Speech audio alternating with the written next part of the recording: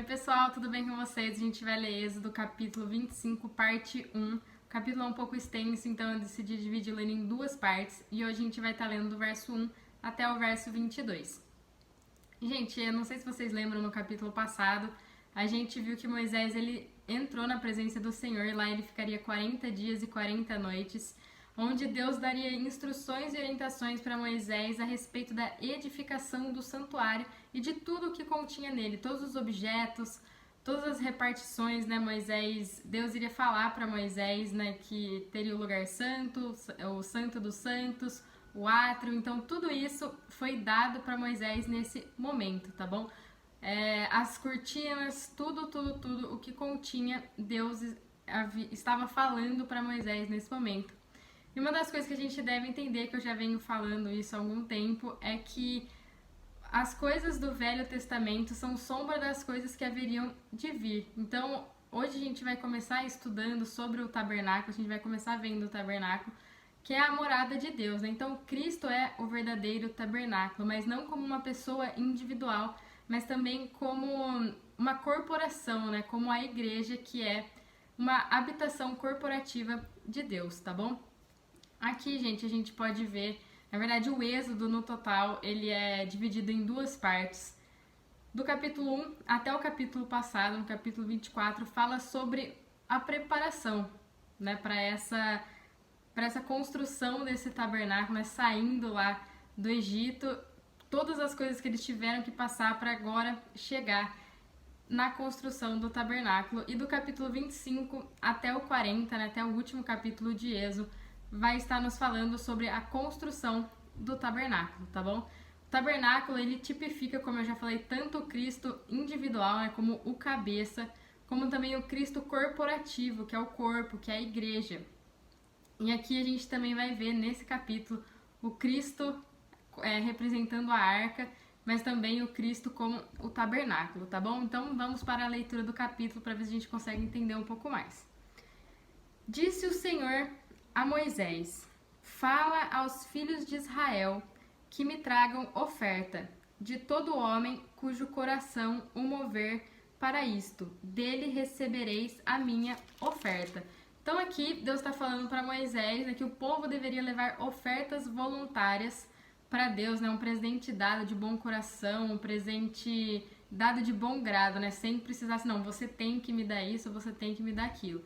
Então, como a gente vai ver, a partir desse versículo, do versículo 3 aqui, tem alguns tipos de materiais que foram usados na construção do tabernáculo e eles pertenciam a três categorias. Os minerais, que são usados para a construção da vida, né, e combate. As plantas, que representam a vida que regenera. E os animais, que representam a redenção, tá bom? Então, o primeiro é a vida de Cristo, é a redenção. Segundo, para a regeneração, e o terceiro para o edifício. Então, os materiais sendo mencionados, primeiro revela que a construção é o objetivo de Deus, né? A construção dessa morada dele. E os minerais representam Cristo como o material de construção ordenado e preparado por Deus, tá bom? Esta é a obra que dele recebereis: ouro e prata e bronze, e estofo azul e púrpura e carmesim, e linho fino e pelos de cabra, e pelos de carneiros tingidos de vermelho, e peles finas e madeiras de acácia, e azeite para a luz, especiarias para o óleo de unção e para o incenso aromático, pedras de ônix e pedras de engaste, para a estola sacerdotal e para o peitoral. Então aqui a gente está vendo, né, esses materiais que Deus está falando para Moisés. Assim, Moisés, eu quero que o meu povo me traga esses materiais específicos, mas eles têm que ser me dados de bom grado, têm que ser me dados de coração. Mas esses materiais aqui, eles têm símbolos, eles representam alguma coisa. O ouro, ele simboliza a natureza divina de Cristo, né? Porque o ouro é puro e eterno. A prata representa a obra redentora de Cristo, né? Representa a redenção. O bronze representa a prova do julgamento de Deus. Cristo, como homem, foi continuamente testado. A pedra de ônix, ela representa o sangue de Cristo derramado para a redenção, com base na obra transformadora do Espírito. As pedras de engaste, elas representam a transformação do Espírito. A gente também vê aqui o azul, né, esse estofo de linho, né? A gente vê ele na cor azul, que representam o céu, né? Representam o celestial. A púrpura que representa a realeza, né? A gente sabe que o Jesus é o Rei dos Reis, Senhor dos Senhores. O carmesim, que ele representa o sangue de Cristo derramado para nossa redenção. O linho fino, ele representa o perfeito. O óleo, né? Ele representa o Espírito de Cristo. A madeira representa a natureza humana de Cristo. A especiaria representa a eficácia e doçura da morte e ressurreição de Cristo. O pelo de cabra representa que Cristo se tornou pecado por nós, então ele se tornou pecadores no nosso lugar. Os peles de ovelhas tingidas de vermelho representam a redenção de Cristo por meio do derramamento do seu sangue. E as peles finas, né, que tem algumas traduções que falam peles de texugo, representam a força de Cristo no sofrimento, né, que quando ele sofreu muito, quando ele veio para a terra, né?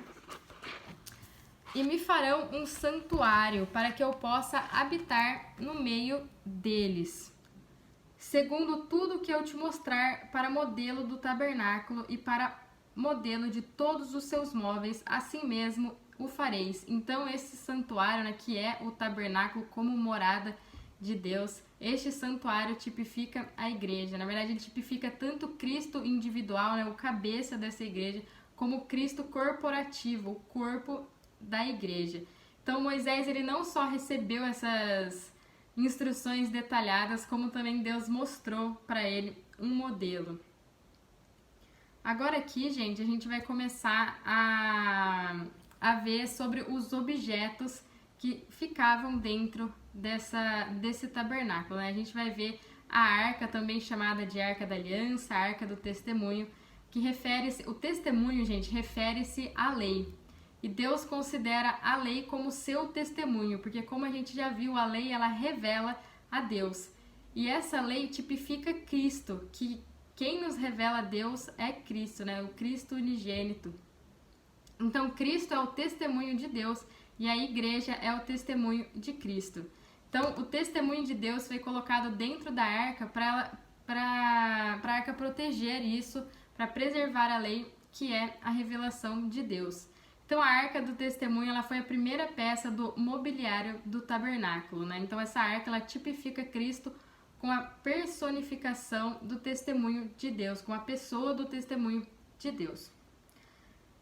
Também farão uma arca de madeira de acácia de 2 côvados e meio, serás o seu comprimento, de 1 côvado e meio a largura e de 1 côvado e meio a altura. De ouro puro a cobrirás por dentro e por fora, e farás sobre ela uma bordadura de ouro ao redor. Então a gente vê aqui que essa arca ela era feita de madeira de acácia. A gente sabe que a madeira representa a humanidade de Jesus. E este elemento é a substância fundamental para que Cristo seja o testemunho de Deus. E a arca ela era coberta de ouro, representando a divindade de Cristo. E aqui a palavra nos diz que em volta da arca, né, deveria ter uma moldura de ouro ao redor dela, né? Então, como se tem algumas versões que falam que não é nem moldura, né, como se fosse uma coroa em volta, como uma personificação do testemunho de Deus. Então, Cristo ele tem essa guirlanda, ele tem essa coroa representando a glória da natureza divina, representando Deus ao exibir a sua glória. Fundirás para ela 4 argolas de ouro e as porás nos 4 cantos da arca, 2 argolas num lado e 2 argolas no outro lado. Então a arca ela foi feita no Monte Sinai, a gente não pode se esquecer disso, não era para a arca ficar lá no pé do Monte Sinai, então ela deveria ser construída de uma maneira que ela pudesse, que os israelitas pudessem movimentar ela.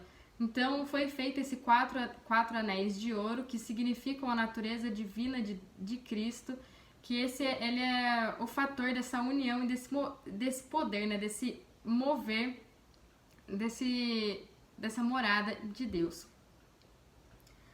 Farás também varais de madeira de acácia e os cobrirás de ouro. Meterás os varais nas argolas aos lados da arca para se levar por meio deles a arca. Então, esses dois mastros, esses dois varais, eles representam o mover de Cristo como testemunho de Deus, né? Isso que carrega a arca. Então, o fato de serem feitos de madeira, novamente, significa a natureza humana de Cristo, é a força para se mover do testemunho de Deus. Mas ela é coberta de ouro, que significa a natureza divina de Cristo, é a expressão do seu mover, né? Se tivermos madeira de acácia, então o ouro será expresso. Os varais ficarão nas argolas da arca e não se tirarão dela. Então, as varas foram colocadas dentro das 4 argolas para carregar a arca. Isso significa que o movimento de Cristo é executado por homens que prestam testemunho de Deus em seus corpos, né, no poder unificador da natureza divina de Cristo. E porás na arca o testemunho que eu te darei. Então, a lei ela foi colocada dentro da arca, né? A lei ela não se refere aos regulamentos que o povo deveria cumprir, que o povo deveria guardar. Em vez disso, como a gente já vem falando, a lei ela revela o próprio Deus, né? A lei é como sendo uma imagem de Deus, como sendo o seu testemunho. Então, hoje a lei de Deus, ela habita em Jesus, tornando ele o testemunho de Deus. E tudo que Deus está corporificado em Cristo. Então, ele é a definição de Deus. Aqui, gente, agora a gente vai começar a ver sobre o propiciatório. O propiciatório, ele representa Cristo como a cobertura da justa lei de Deus e também onde Deus fala com o seu povo. Farás também um propiciatório de ouro puro, de 2 côvados e meio será o seu comprimento, e a largura de 1 côvado e meio. Então aqui a gente vê esse propiciatório, ele era a tampa da arca. Então, propiciar, gente, na verdade eu fui dar uma pesquisada, significa apaziguar, significa reconciliar 2 partes, satisfazendo os requisitos de uma para outra. Então, Jesus é esse sacrifício propiciatório pelos nossos pecados. Cristo não é só aquele que nos reconciliou com Deus, cumprindo esses requisitos, né? Ele satisfazendo, na verdade, os justos requisitos de Deus. Cristo é esse próprio sacrifício. Ele se sacrificou, ele veio para a terra, ele morreu para que nós nos reconciliássemos com Deus. Então, Cristo é o nosso propiciatório, o lugar onde Deus pode se encontrar conosco. Aqui, gente, antes da gente continuar, eu quero só falar mais um pouquinho sobre isso. A cobertura propiciatória, ela representa Cristo como a cobertura da justa lei de Deus, né? Representando o lugar onde Deus fala com o seu povo remido em graça. Então, portanto, o propiciatório representa o trono da graça de Deus. E era feito, a gente viu que a arca era feita de madeira revestida de ouro, mas a tampa, o propiciatório, era feito de ouro puro. Farás 2 querubins de ouro batido os farás, nas 2 extremidades do propiciatório. Então, aqui em cima da tampa tem a arca, em cima da tampa tem 2 querubins, e esses querubins eles são relacionados com a glória de Deus, eles indicam que Cristo expressa a glória de Deus. Então, os querubins que expressam a glória de Deus ficam em cima do propiciatório, que é Cristo. Um querubim na extremidade de uma parte e o outro na extremidade da outra parte. De uma só peça com o propiciatório fareis os querubins nas 2 extremidades. Então, eles seriam uma só peça, né? O fato dos querubins serem um só com a tampa indicam que a glória de Deus vem de Cristo para ser um testemunho. Os querubins estenderão as asas por cima, cobrindo com elas o propiciatório. Estarão eles de faces voltadas uma para a outra, olhando para o propiciatório. Então, aqui as asas, elas cobrem o propiciatório, né? Então, essa glória de Deus expressa em Cristo, ela envolve, né, um ou outro, significando que a glória de Deus zela e observa o que Cristo fez. Porás o propiciatório em cima da arca, e dentro dela porás o testemunho que eu te darei.